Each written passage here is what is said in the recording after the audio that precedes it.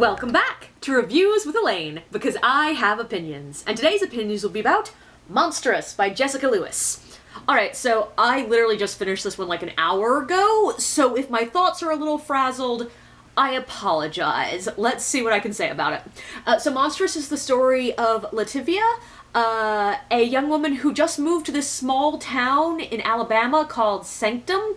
She's moved in with her aunt and her cousin for her last summer before college because she's had a falling out with her mom. And this town is weird. Like, everyone goes to church. Not like the way that everyone goes to church in a lot of places in the South, like literally everyone. And it's all the same church. There are no separate other churches. And in the few weeks she's been there, there's been a funeral, and specifically a closed casket funeral, every other week. Immediately after a weird sound drifted out of the redwoods, the same woods when no one is allowed to go into. So Lativia knows there's something wrong here, but when she asks her cousin Jade and her friend Allison, both local girls seem to be hiding something. Then a group of men break into their house and drag Lativia out into the woods to sacrifice her to a monster. Now, Lativia might have to become something a little bit more monstrous to survive this crazy little town. Okay, so you might be looking at me and going, Elaine, why did you just spoil the climax of the book in your little blurb? You're usually a lot better about that. And no, I did not. That happens in chapter 4. Lativia is getting sacrificed to a monster 30 pages into this book. And this book really fully encapsulates the meme, well, that escalated quickly. And that's because the book isn't interested in the horror movie cliche of like, ooh, small town mystery, let's search it out. No, it's about the after. And I do want to say my feelings on this book have shifted wildly from the early part, when I was reading like the first 100 pages, to the latter part. For about a couple hundred pages, really, I really thought my review was going to be almost exclusively talking about the really unusual plotting here. And I still want to address that, but it went from being the only thing I could really focus on into being something very background because so much else was happening in the novel that stepped forward for me. So yeah, this book starts where you'd feel like almost any of these books would be ramping up to the climax. It really feels like, usually you'd expect this story to be mostly about Avi's slowly realizing there's something wrong and trying to seek out information and put together the evidence and figure out what's really happening. And there is some of that, but the mystery of what is wrong with this weird town is revealed pretty damn quickly. And most of the, exploratory let's figure stuff out actually happens after the big mystery is revealed. And in many ways, I absolutely love it. I love the fact that this book is taking that sort of cliche concept and just basically saying, okay, but what happens afterwards? What happens if she survives? And jumping straight into what would usually be a climax gets us right into that subversion immediately. Like, you are very clear very early on that this is not going to be that cliche horror movie. But this is going to sound a little bit weird, but I think that this book either started a hair too soon or a hair too late on the plot line. We start at one of the funerals and we get about 30 pages of the usual figuring out the mystery of this evil town cliche story. And that's not quite enough time to really get to know the characters, nor is it quick enough to give us that jumping into the action feeling that a lot of books aim for. Like, I really feel like this book should have either started a couple of days earlier, giving us a scene or two of our characters in their normal states, or start literally with Lativia being kidnapped, and then include some of the getting to know you bits as a how did we get here kind of flashback. And that bothered me a lot in the first quarter of the book, and even after having finished, I still feel that the book did just lack a hair of who Lativia was before the world turned on her. Like, a very clear example is there are so many references to the falling out with Avi's mom, and the actual details are held for this big emotional reveal maybe 2/3 of the way into the book, and it really works. I think it worked really well. It was thought out, the conversation makes sense, the emotions make sense, it's the perfect point in the character arc, but it's pretty much the only thing we know about what her life looked like before she got to Sanctum. We know the name of a couple of her friends and at least one of her exes. We know she ran track. We know she got drunk once. But that's really it. And I will die on the hill that it is actually really important to see your characters in their normal state at some point so you can get to know them. I know a lot of advice out there says jump right into the action. You don't want to make characters wait. You shouldn't start on a normal day. I disagree. I want to see some of what is normal for characters. And I think it just helps you care about them, understand their motivation, and understand their character arcs. And this book does do all that work in a weird way. Later. So, like, why I decided that this was not going to be the crux of my review is because we do get those cute, settled, this feels normal kind of scenes. They're just a lot further along than I would usually expect them to be.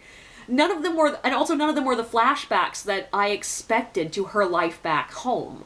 But there are a lot of these moments where Avi, her cousin Jade, and her love interest are just hanging out together. And we get to see that solid base.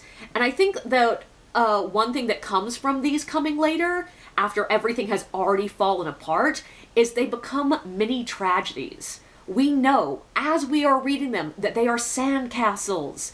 They are moments of normality on a sinking ship.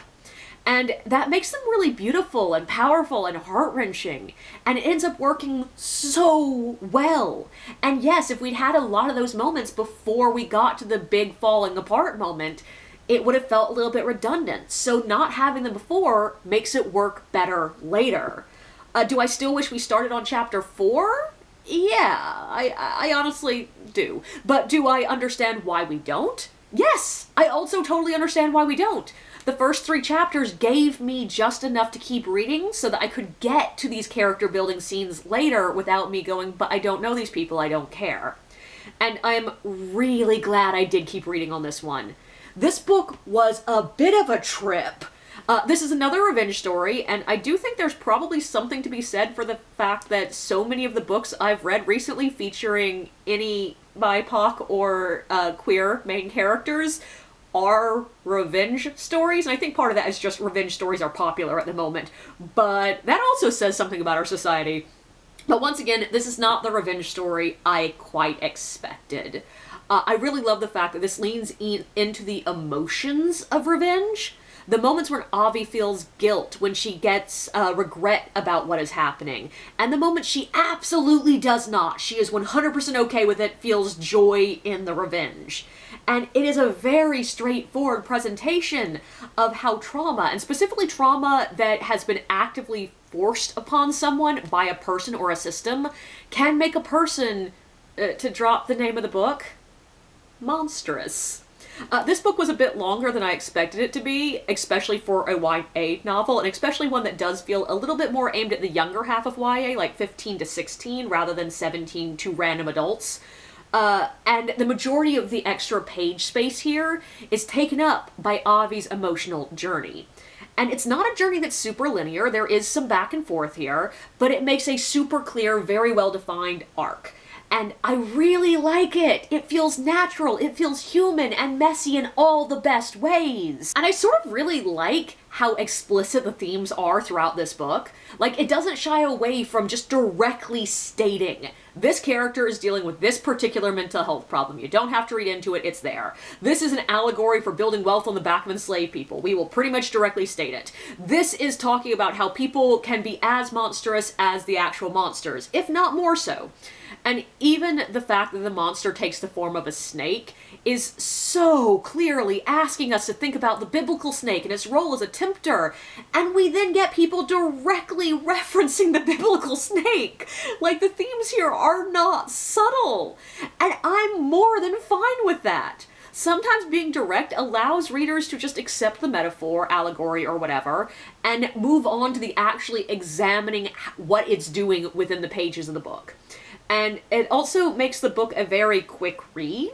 Like, I could sit down and make it through 50 pages of this in like 20 minutes when I focused in. And this book had heavy enough themes that I think that in this particular case, being very direct just kept things clear, kept things very concise. There was no wishy-washy here, and I think it's a fine choice for this book. I also really love the cute little romance that happens in this book. It's a slow burn, and it's one of those slow burns that is mostly slow because the characters somehow miss every single signal the other is sending them. But they are intensely sweet together. I really love the fact that the love interest is described as chubby. She has mental health problems, and she's still painted in these wonderful, strong terms. Like, first she is just a strong, interesting character, but I also love the fact that Avi is constantly noticing her beautiful eyes, her cute smile, her wonderful hair. All of these are talking about how beautiful she is without sexualizing her. And it's a romance that acknowledges something exists beyond kissing, but it's a romance where a kiss is still a big deal.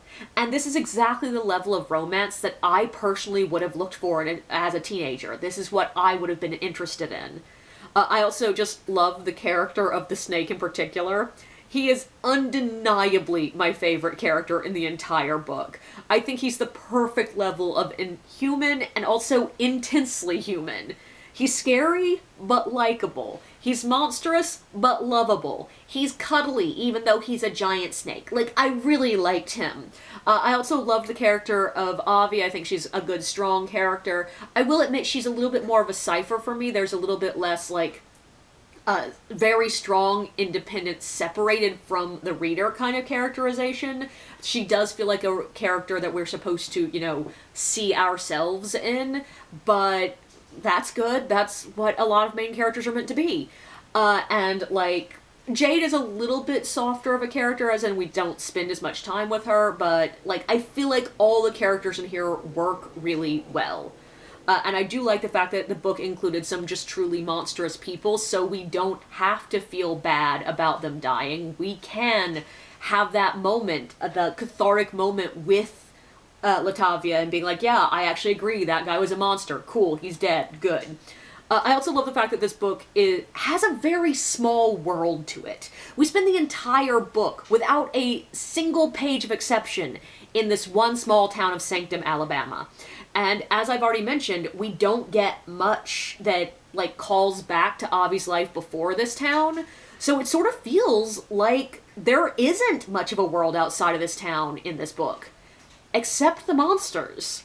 We get just enough information and tidbits here and there that I left this book feeling like I knew more about the monsters in this world and the world of the monsters than I did of the humans.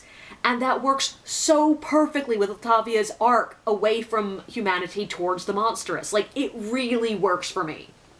This is also a very angry book, just to warn you. But it's not nearly as angry as many of the others I've read recently. And there's also enough dissenting voices to the anger. There are enough characters who are still hopeful and happy and cheerful that allows us to step back from it and it allows us to feel the anger, but also to feel outside of it, which I think is very important. And there are definitely lines that the book chooses not to cross. And I really appreciate that, considering it is a YA book. And I just hope most teenagers' anger hasn't set in so deep yet that they cannot experience the hope and experience the, like, positivity of life. But I feel like this really works as an angry book without it being too angry. I think the ending almost entirely works perfectly. It wasn't quite the ending I expected, but it hit all the right notes. There was one little moment that I was like, wait, are we sure that we know that what they think is happening is actually happening? Like, there's one detail that they are sure is going on that I'm like, no one's checked. Are we sure he's gone? But it's a tiny moment that honestly might just be me. And I do think the way that the altercation between the big bad and Latavia played out just felt a little unfulfilled, but that might be because it's setting up a sequel. I didn't realize when I picked this up that there was going to be a sequel, but having finished it, yeah, it's definitely set up for a sequel.